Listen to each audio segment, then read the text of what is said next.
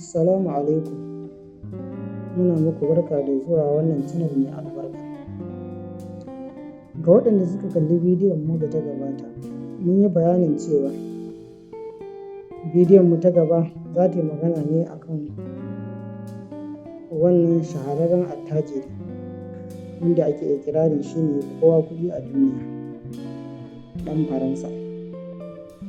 Shi dai wannan mutum sunan shi Bernard Arnault yana ɗaya daga cikin mutane da suka yi nasara a duniya.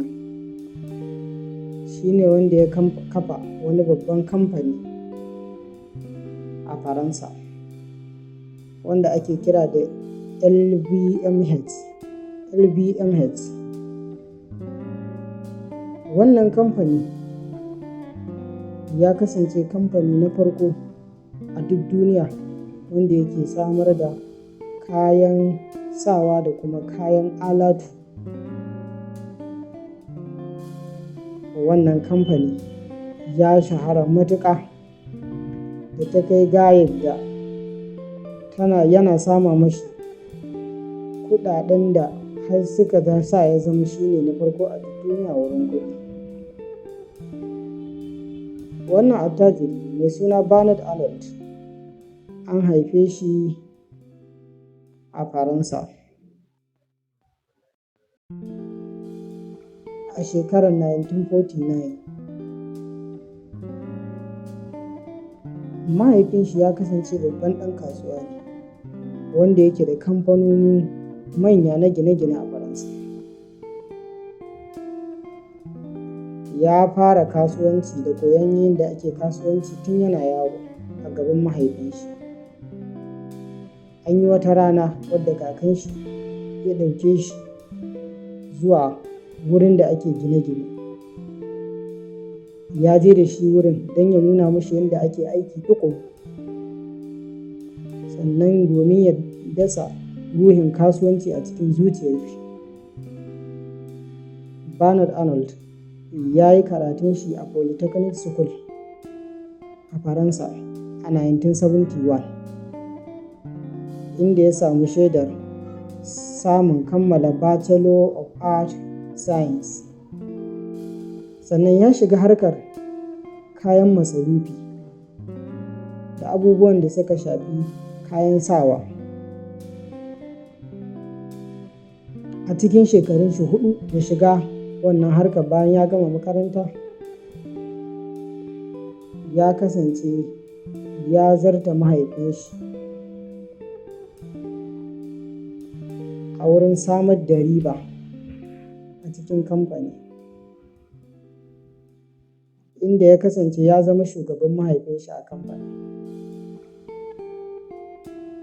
Wata rana ya kwanta ya yi mafarkin cewa ya samu babban nasara a rayuwa, wanda bayan yin wannan mafarkin nashi ne ya yi ikirarin cewa zai je ƙasar Amerika domin samun ƙarin ilimi a ɓangaren kasuwanci.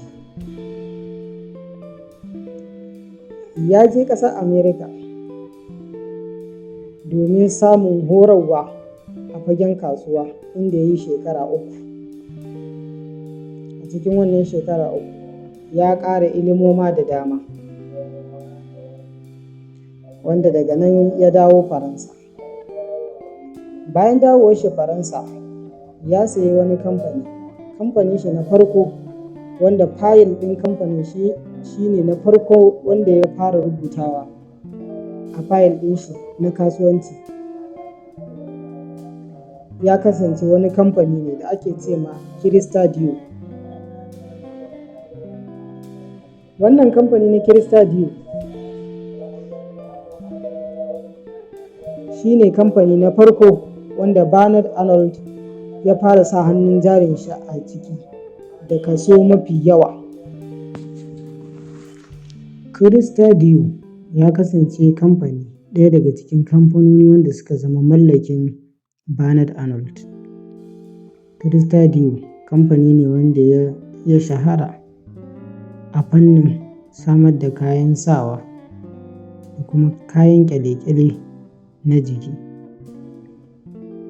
Wannan kamfani ya kasance ya wanzu tun a 1905 har zuwa 1957, wanda daga ƙarshe Bernard Arnault ya sayi wannan kamfani ya zama mallakin shi.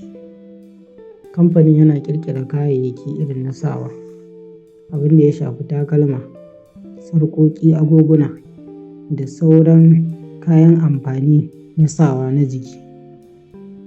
Wannan shi ne kamfani na farko wanda daga shi ne Bernard Arnault ya fara taka rawar shi a fagen shiga kasuwar duniya.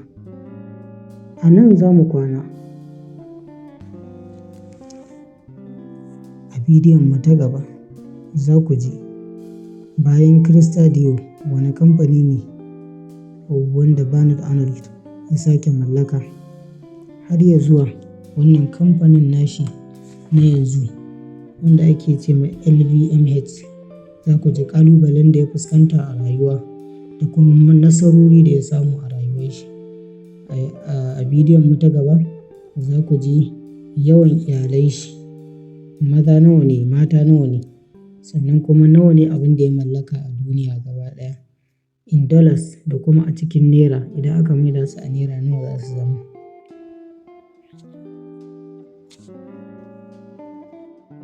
Ku yi subscribing, ku yi liking, ku yi sharing saboda amfaninku da amfanin iyalinku. Mun gode, ku huta lafiya.